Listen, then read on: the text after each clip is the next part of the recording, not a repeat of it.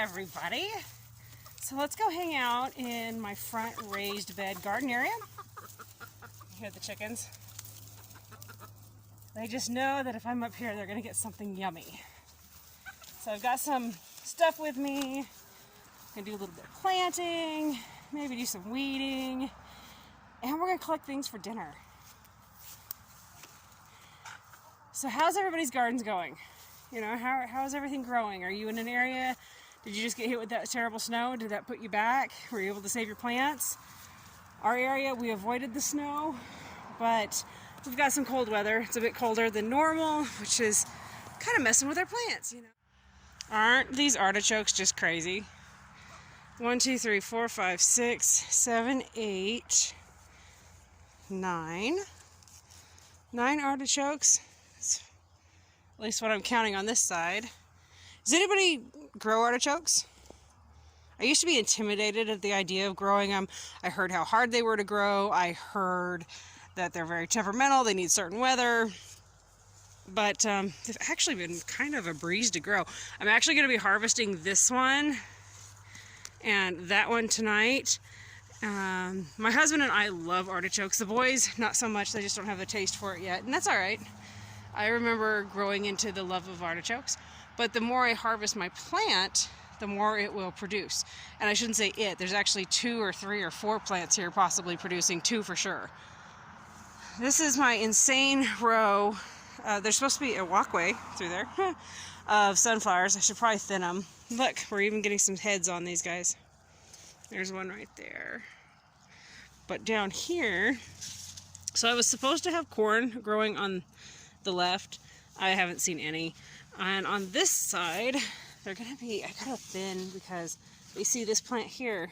I've got a bunch of them. Those are okra, so I'll have to thin some of my sunflowers so that the okra have a chance in here at seeing some light and growing, because I really, really want the okra. But I'm still going to use these sunflowers to my advantage. You guys are ready for me to give you yummies? Here, watch your noggins. See how quickly they devour the greens? Those are young sunflowers. What? Oh, girls, be nice. Are you enjoying it, or are you trying to give it back to me? No, you're enjoying it. Okay. This hen right here, looking at me, the red one, that's Trouble 1. Behind her is Trouble 2. And Trouble. She's got her name Trouble because she's kind of a stinker about staying in and behaving herself. She's got a mind of her own. I have an insane abundance of peas up here that I'm going to pull tonight. Some of them could be eaten, like this one could be eaten in that size. This one could too. This one will need to be shelled, and we'll save the pods, set them aside for the chickens.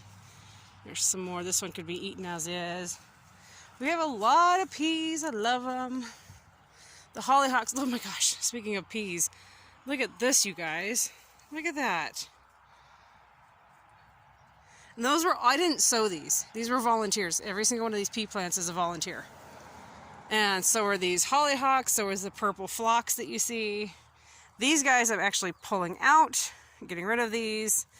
It's not what I had hoped. I had hoped it was a different plant, but it's not. It's golden dock, and I don't want it. As good as it is for the animals, I don't want it or need it in my garden. So it's coming out tonight, or at least I'm going to try to get all of it out tonight. Look at how well the lettuce and beets are doing. A lot of, here's romaine, red romaine. Gosh, they're actually growing faster than we can eat them, and we eat salad constantly. Have you guys ever grown a leaf lettuce that's leafed this much? I keep harvesting from the bottom, but it's just taking off. Now this is not a good sign. See this? That means it's going to try to bolt, so I'm going to pull that off. And I see how it's milky.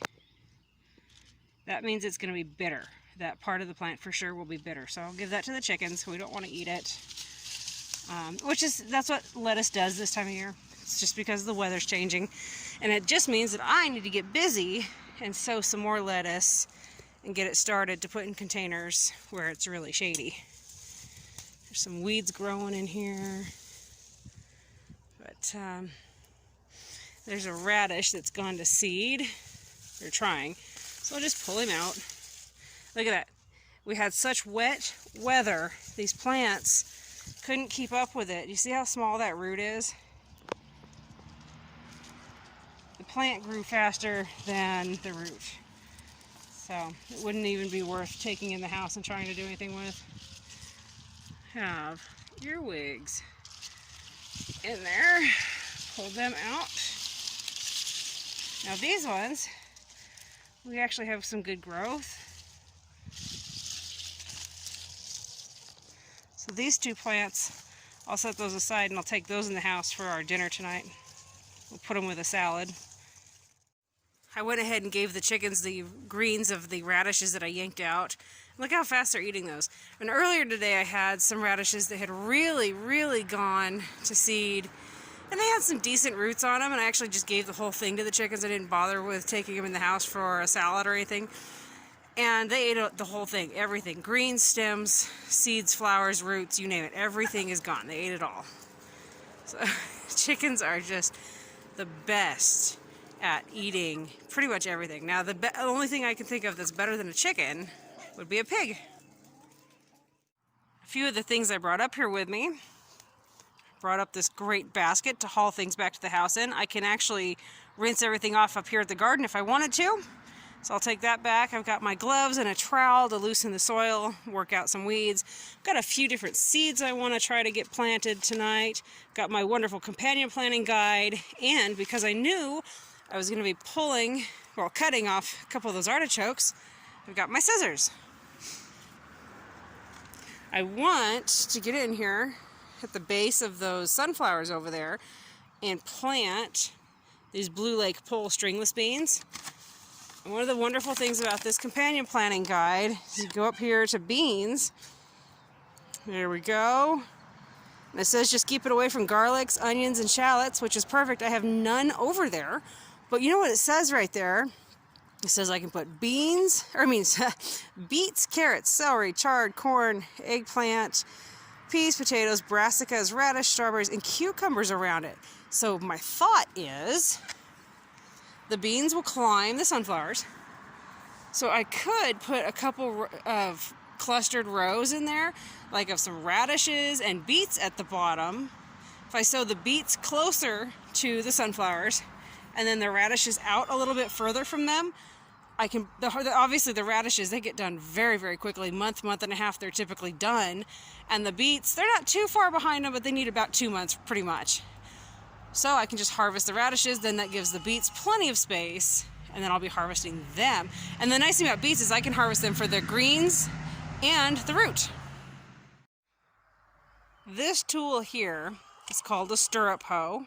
I've had this guy for at least 12 years. It's starting to show its age. I love this because I can come in here in these wide spaces, and even you can kind of get close to your plants, but you see how it just tucks under there and grabs a hold and breaks the plant that's growing. I'm always fighting the bindweed in here. It's just a never-ending battle. You break the bindweed, it sets another plant. That's just the way bindweed works. So I just disrupt it by tearing off the top. And you can get fairly close to a lot of things in your garden with it. I like it for grass, I like it for mallow, all sorts of different things. Well, can you tell that people have got summer fever, feeling crazy? Sadly, this garden is up front, which means it's nearer the road. So, sorry guys, but in some of the videos, I'm just gonna have road noises. There's not a lot I can do about it. You see how quickly that works? It just totally tears those weeds right up. And I just leave them. Over here, I did it, 5-6 days ago. And you see they dry up, but then they'll work themselves back into the soil and feed the soil. So it's a win-win. Just keep feeding the soil with all those stuff that you tear out.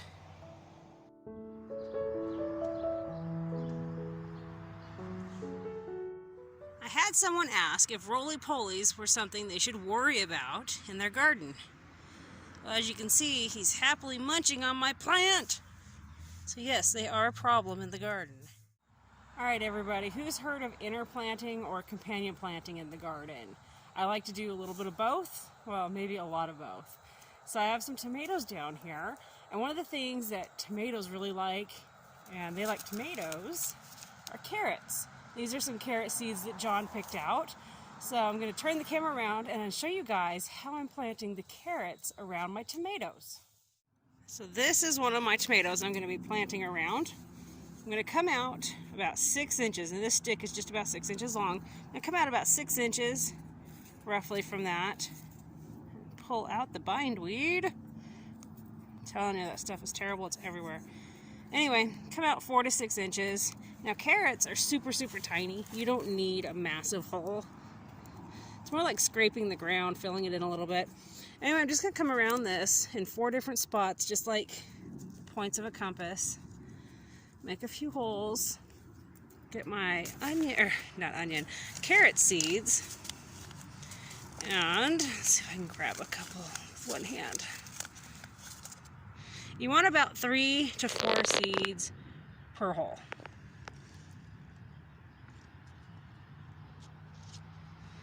And you don't have to thin your carrots when you do it this way. It's called cluster planting. So there's no need to separate those seeds. They will grow and push each other around enough to provide space for each other. Now onions, no, I'm sorry guys, I don't know why I keep saying onion. Carrots and tomatoes. Tomatoes shade the carrots. The carrots give protection to the tomato plant from different flies and moths. So that's why I companion plant my carrots and tomatoes together.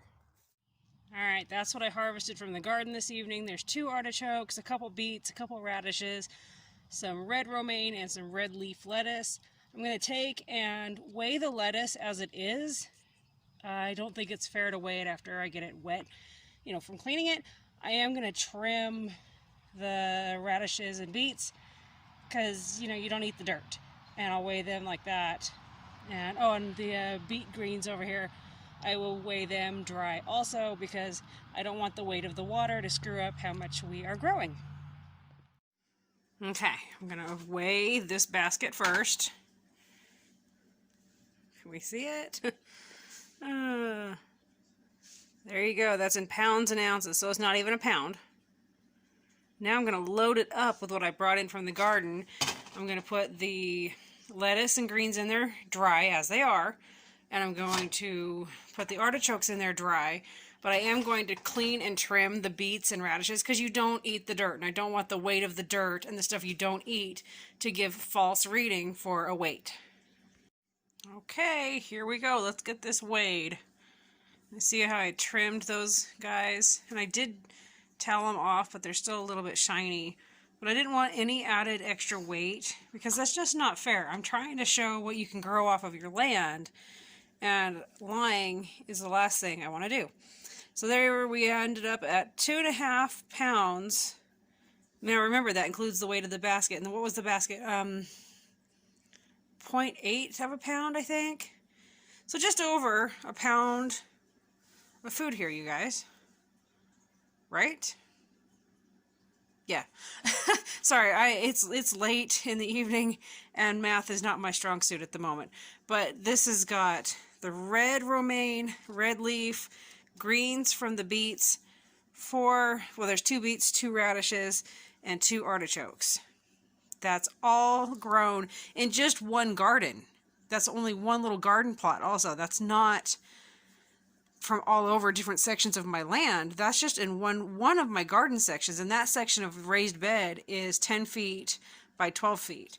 So 120 square feet. And actually, I probably could have grown this. Well, the artichokes are probably taking up 4 square feet roughly now, as large as they are, or 3 square at the smallest. And then the lettuce could fit in, I think that's like a 2 foot by 5 or 6 foot Well, no, because if that's 10, so it's probably 2 feet by 6 to 8 feet worth of lettuce and greens. But I only harvested from a couple plants, and so I didn't even get to the other ones. But anyway, I'm just trying to show you guys what you can grow, the absolute abundance you can grow on such a small amount of land, a small section. You could grow this literally off your doorstep, honestly. I mean, greens are pretty. Artichoke plants are kind of fun to look at. So just consider how you can grow and what you can grow where you're at.